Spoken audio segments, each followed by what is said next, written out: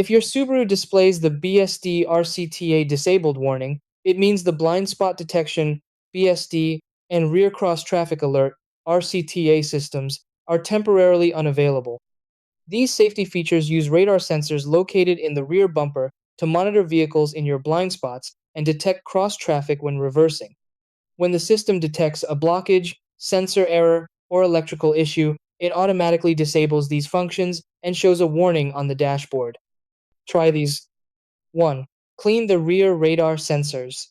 Check the rear bumper corners where the sensors are located and remove dirt, snow, mud, or ice with a soft cloth.